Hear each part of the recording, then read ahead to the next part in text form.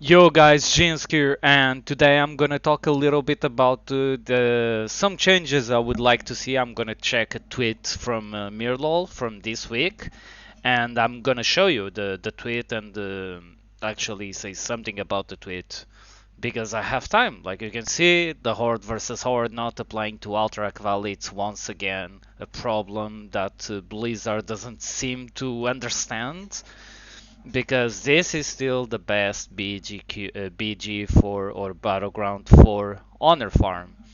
And by having a 30-minute Alterac Valley queue, you just can't honestly farm your pieces. You just can't. It's impossible.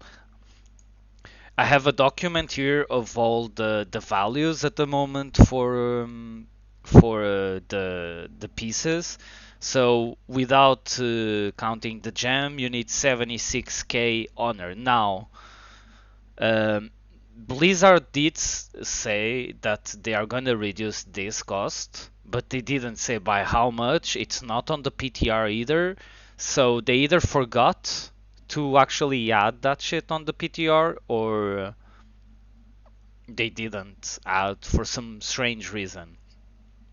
I've been hearing that it's a 20% decrease in terms of honor that you need. So instead of 76k honor, you will need around 60k honor. It's still a lot, almost 61k. It's still quite a bit of farming.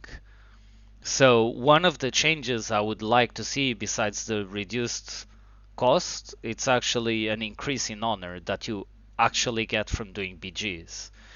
As of right now, it's impossible to just farm. It is because even though you do have like instant queues on Warzone Gold, Charati Basin, Eye of the Storm, you just can't get the best BG for pure honor farm. So whenever you get your marks like I do, like I have almost everything at 70 marks. Whenever you do get to 100 marks, you still need to do a lot of BGs. And AV marks are kind of fine as Horde because even though you do have this insane queue, you mostly win AVs anyways. So like how many marks are do you need? You need 30 marks of AV. That should be fine-ish, but the queue doesn't help. So hopefully it's not only a 20% decrease in terms of honor for the gear, it's like a 50% at least. That is more manageable, I would say. But even then, it's gonna be a huge grind due to the marks, right?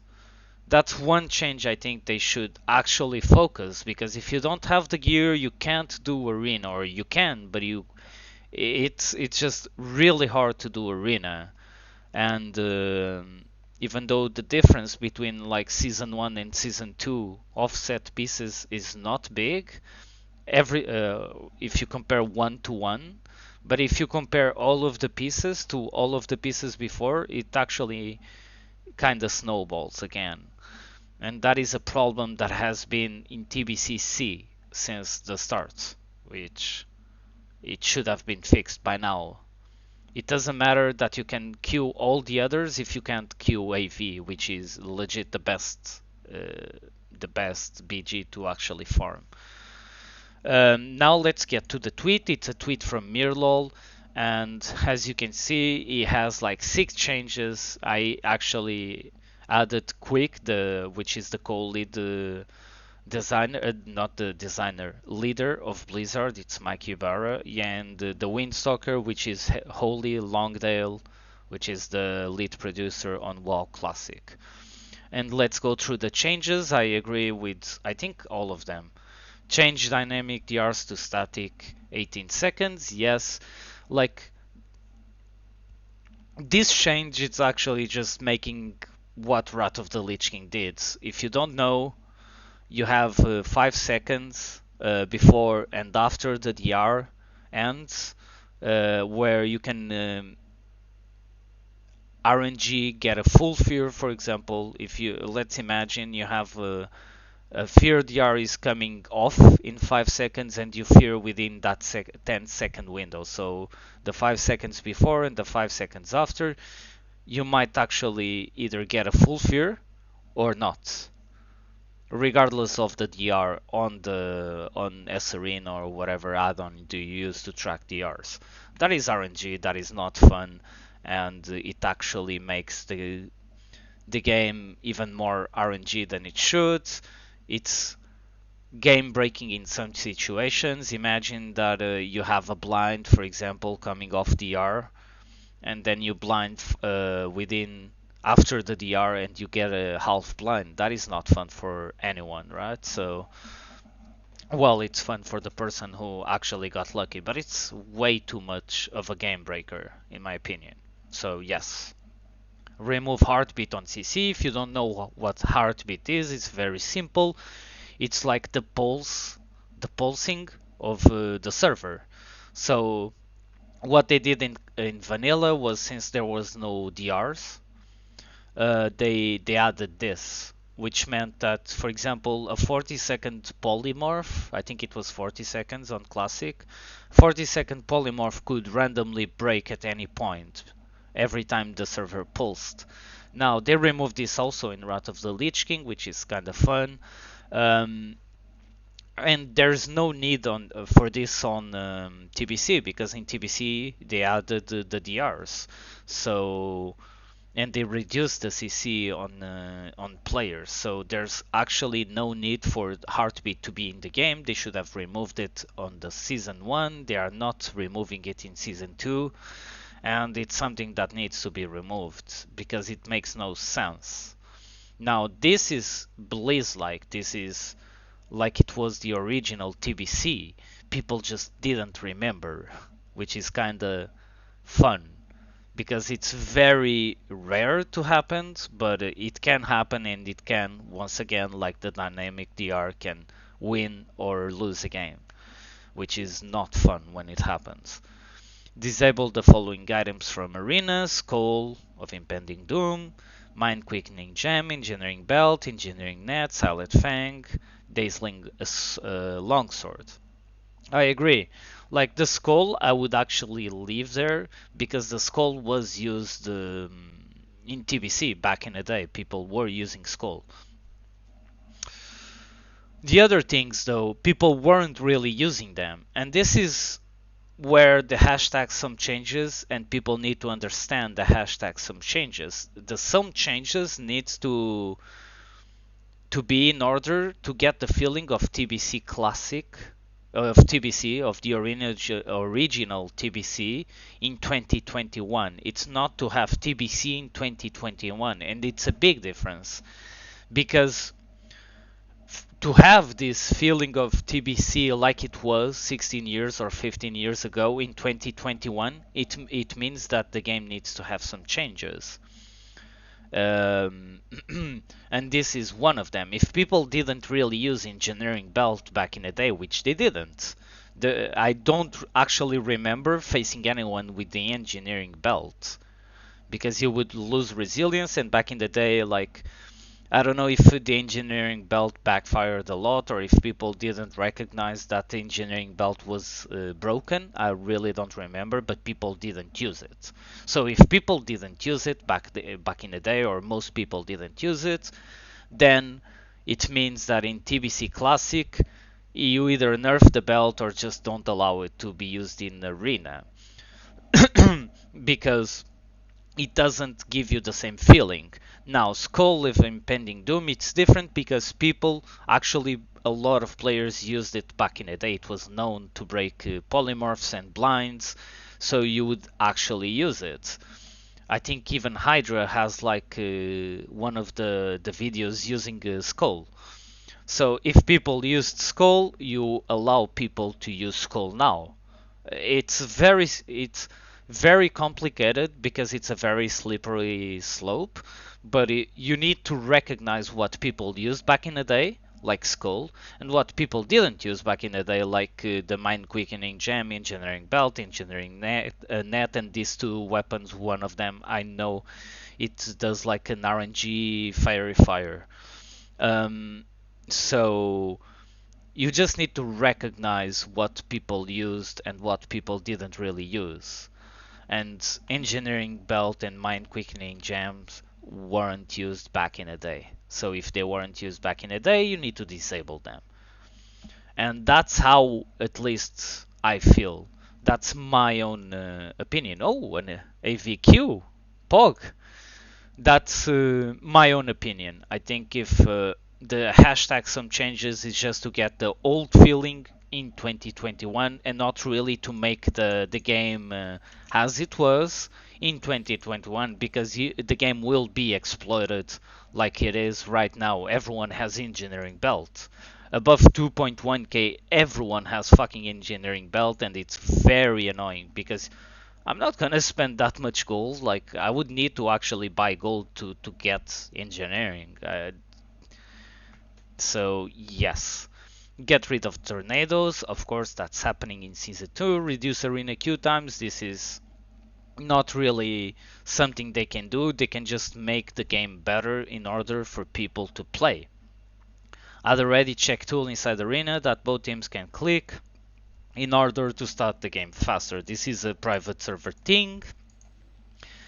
Does it matter? Sure, if they do that, it's a quality of life because you spend like a whole minute there. It's not like on retail. The clock starts ticking the moment you get the queue, I think. While on TBC, it only starts ticking once everyone is in arena or something like that. I know it's something weird like that. That's why he's asking for that. Now, there's a few more changes that I would actually like to see. And or not really changes. I would love for them to actually double check on the resists. And this is the reason why. I don't remember ever Shadow Protection making me unable to kick anyone. I would get resists, don't get me wrong. My pet doesn't have spell penetration, right? Spell penetration for pets only come in Wrath of the Lich King. Only came in Wrath of the Lich King. But I've been getting 4 and 5 spell locks resisted consistently every single game. Between, not really 4, 3 and 5 resists every single game. I don't remember that being the case, and back in the day people had Shadow Protection up. So it's something that it feels there's okay, there's so much RNG. The only RNG that it actually feels like it's correct in terms of numbers, it's Blackout, the Blackout stun, and Mace stun. People are like complaining about Mace stun, but Mace stun feels like it's actually on point. I remember hating Warriors because I got Mace stun like every 10 seconds I would get a Mace stun or improved hamstring. That feels actually correct. The numbers feel, in terms of feeling, it feels like it was.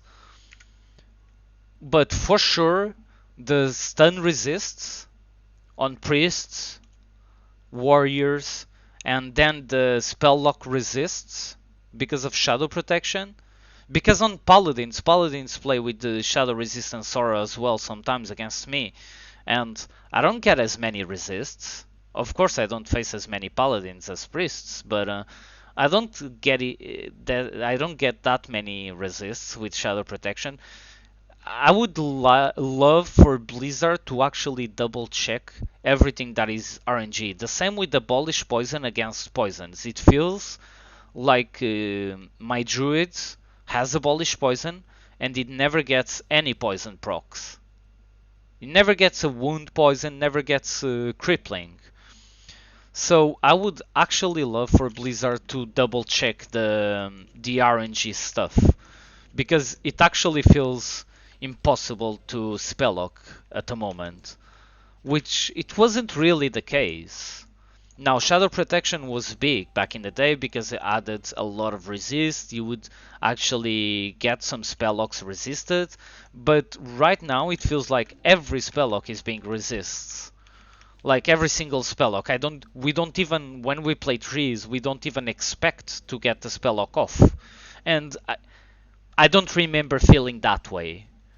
And I'm not going from memory. I'm going from memory, but a memory of feeling. Because I didn't feel from from TBC to Wrath of the Lich King, I didn't felt like, oh, I can finally spell lock priests. I never felt that. So if I never felt that, it meant that it wasn't as bad as it is right now. And the same with the stuns on warriors and priests. It didn't felt like warriors and priests resisted this much. So I would love for Blizzard to actually double check the resists, because I do think something is off. I don't think, I'm pretty sure something is off. It's the same with the, and you can see this in Warlock Druids against Warlock Druids. I don't know, or against other Warlocks. I don't know if you noticed, but if you Curse of Elements, you always get resist like 3 or 4 times, but then you Curse of Agony and it goes through. It feels like Curse of Agony actually has a higher chance of going through resists than Curse of Elements. And that is not correct. So it feels like there's some weird interaction with resists, especially on the Shadow School. I would love for them to actually go double check and see if that's the case. And if that's the case, on every resist, I would like them to actually tune down a little bit. Even if it's only 5%. Because it feels like it's not really RNG, you just expect like a priest to resist a stun, a warrior to resist a stun, especially if it's Orc, or a priest to resist a spell lock. And that wasn't the feeling that I was getting back in the day. Sure, you could get some stuns resisted, but it wasn't like, oh, for sure he's gonna resist this next stun. The priest is gonna resist this next stun. It wasn't really that bad. Now, like I said, and I'm gonna say it again, the Mace stun and the Blackout stun, yes. Like, if you saw Shadow Priest casting, you knew you were about to get Blackout stun. Same with the Warrior, if you Warrior reached you, you knew you were about to get Mace stuns. But the others don't really feel right. But yeah, guys, I just wanted to make a small video about some changes that mirlol actually posted on Twitter, and I agree with them, and some of the changes I would like to see. And when I mean tune the resist chance, it's not like completely nerf. It's just double check the values first to see if they are actually right, because it doesn't feel like they are right. And after you double check, maybe just tune down a little bit, like a 5% tune down on everything that is resistible or something, or maybe remove the 1% that is by default and can't be like jammed or anything. Maybe if you remove that 1%, it doesn't feel as bad as well. It's nothing. I don't think any PvPer that actually likes to PvP and likes to be competitive would mind like them actually nerfing a little bit. Not really remove, because else you need to completely redesign like warriors and priests which have stun resists, and like druids which have resists to their roots and shit like that. Just really on that aspect of just a little bit of a tune down on the resist chance, if that's possible, like a 5% nerf, and I think that's enough. But yeah, guys, thanks for watching. I hope you enjoyed the video. Next week, don't forget, buy all of your arena pieces. If it's like, if you're a warlock and you have this offhand, don't really spend the arena points on the offhand. I don't think it's worth. Just buy the offhand as the first item next season, and instead just get the arena points to convert the arena, holy shit, convert the arena points into honor. It's a way better decision. You gain like 5k honor if the offhand it's like 500 arena points, so that's pretty good. And if you don't have full PvP gear, like the blue gear, don't forget it comes from reps now. So you just pay like I think it was 80 gold that you needed to pay on the PTR, and if you pay 80 gold, you're Gucci. So yeah, just